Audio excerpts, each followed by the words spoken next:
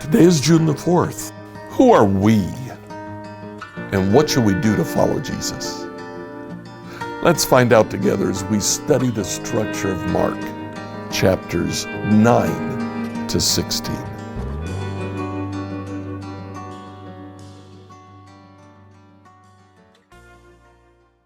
So in chapter 8, we saw how it is that Jesus asked the disciples who he was, and they got it. He's the Messiah.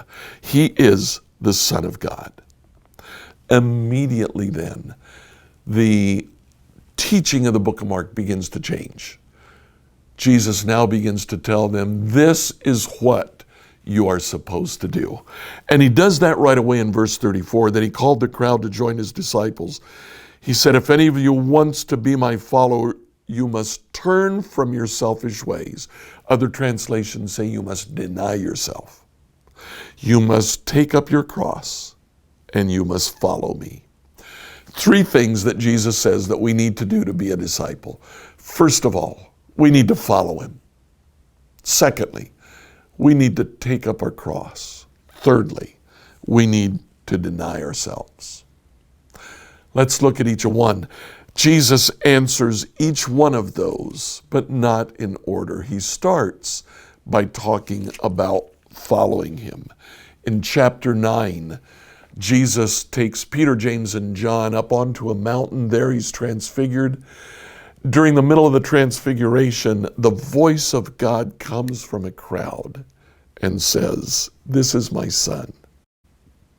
Listen to him. If we want to follow Jesus, we need to listen to Jesus. In the next paragraph, Jesus comes off the mountain with Peter, James, and John. There he finds the other 9 disciples trying to exorcise the demon from a small boy. They couldn't. Jesus does with the word. The disciples come to him later and say, why couldn't we do it? Was our technique bad?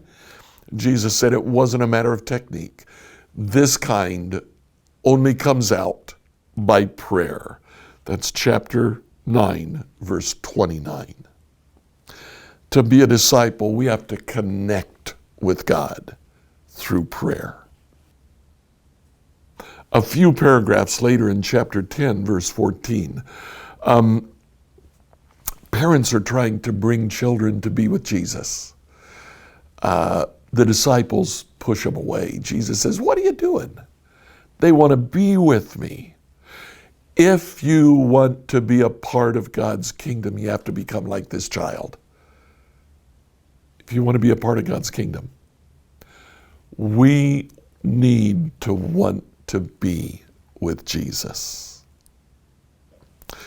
Then in the next paragraph, a rich man approaches Jesus, says, what do I need to do to inherit God's kingdom? What do I need to do to be your follower?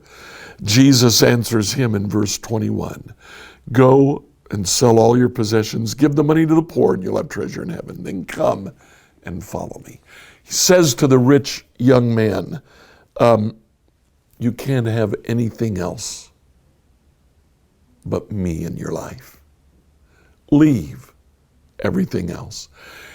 If we want to follow Jesus, we need to listen to him. We need to connect with him through prayer. We need to desire to be with him. And we need to have no other desires of being with anything else. Jesus also said, you need to deny yourself. That's a really strange phrase. It's not something we would have thought of necessarily. After he says that, chapter 9,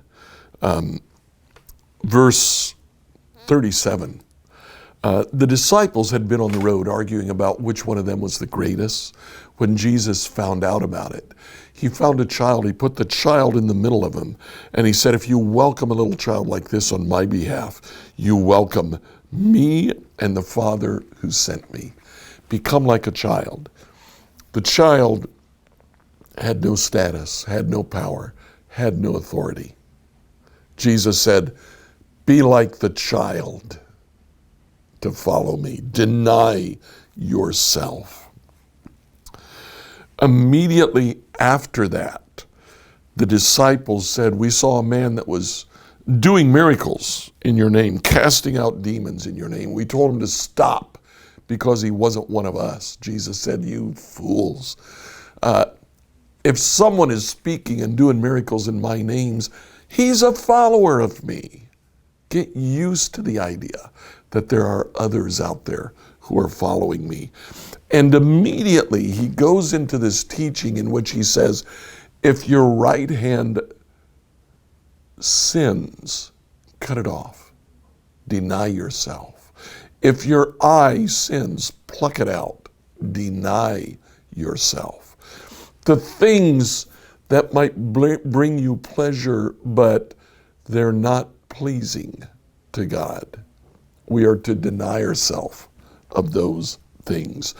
Then in chapter 10, verse 45, again, the disciples arguing about who would be greatest. Jesus says, even I didn't come to be served, but to serve. Thirdly, Jesus says, take up your cross. Now he picks up that topic again in chapter 13 when he talks about the coming of the last days. There he says very clearly, chapter 13, verse 13, everyone will hate you because you are my followers, but the one who endures to the end will be saved. Follow Jesus. Deny yourself. Take up your cross. Now, taking up your cross, really Jesus only talks about that in chapter 13.